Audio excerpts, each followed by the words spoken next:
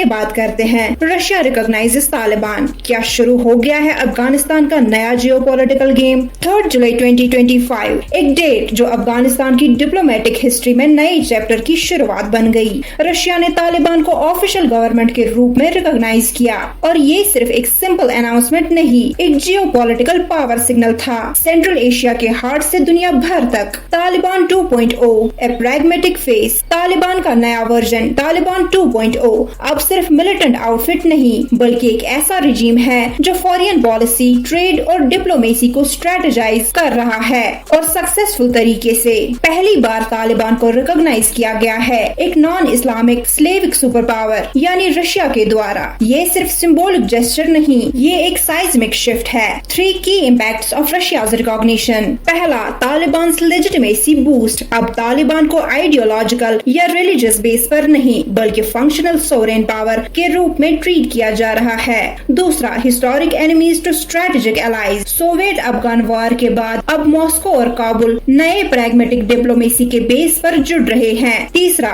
Waste versus east frame shift. West disengage हो रहा है जबकि रशिया और चाइना तालिबान के साथ कंस्ट्रक्टिव एंगेजमेंट दिखा रहे हैं। रशिया ने ये कदम क्यों उठाया? सेंट्रल एशिया में डोमिनेंस। अफगानिस्तान को रशिया एक बफर स्टेट और सिक्योरिटी पार्टनर के रूप में देख रहा है। आर्म्स एक्सपोर्ट, इंटेलिजेंस शेयरिंग और counter terror strategy active mode में है। ट्रेड कॉरिडोर अपॉर्चुनिटी, $1 बिलियन से ज्यादा का बिलेटरल ट्रेड और $3 बिलियन का 2025 टारगेट। अफगान लेबर माइग्रेशन को भी ग्रीन लाइट मिला है सॉफ्ट पावर एक्सपेंशन के लिए। Pivot to Global South. West के सैंक्शंस के बाद रशिया ने साउथ एशिया और सेंट्रल एशिया में नए पार्टनर्स ढूंढना शुरू किया। ट्रांस अफगान रेलवे उज्बेकिस्तान के साथ साइंड, रशिया को साउथ एशिया से कनेक्ट करेगा। China factor and resource race. China already lithium, copper, oil में तालिबान के साथ एंगेज्ड है।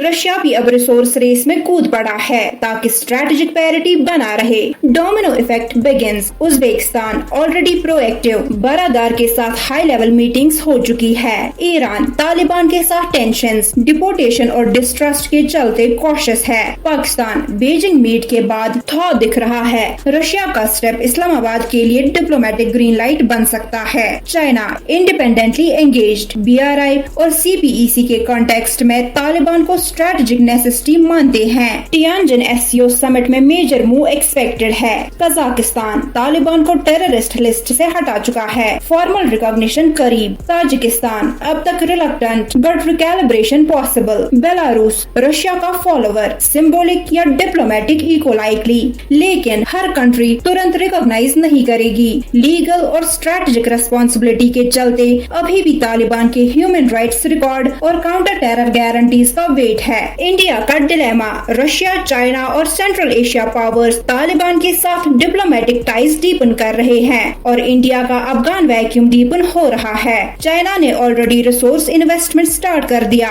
रशिया भी रेलवे और आर्म्स टाइज बना रहा है। इंडिया ने प्रैक्टिकल डिप्लोमेसी रखी है, बैकडोर टॉक्स, एड और लिमिटेड काबुल प्रेजेंस। पर अब रशिया जैसे ट्रस्टेड पार्टनर के स्टेप के बाद दिल्ली को अपना स्टांस क्लियर करना होगा। कोऑर्डिनेटेड रीजनल पॉलिसी या independent engagement upgrade. SCO summit 2025 और कनेक्टिविटी प्रोजेक्ट्स के कॉन्टेक्स्ट में वेट एंड वॉच ज्यादा देर तक नहीं चलेगा। रशिया का तालिबान रिकॉग्निशन एक टेक्टोनिक जियोपॉलिटिकल शिफ्ट है। तालिबान 2.0 अब दुनिया से लड़ नहीं रहा, दुनिया से नेगोशिएट कर रहा है। तो चलिए दोस्तों, ये वीडियो यहीं पे समाप्त करते हैं। मिलते हैं अगले वीडियो में कुछ नई इन्फॉर्मेशन के साथ। अपनी होस्ट और दोस्त आरजू पटेल को इजाजत दें in this report and analysis के साथ।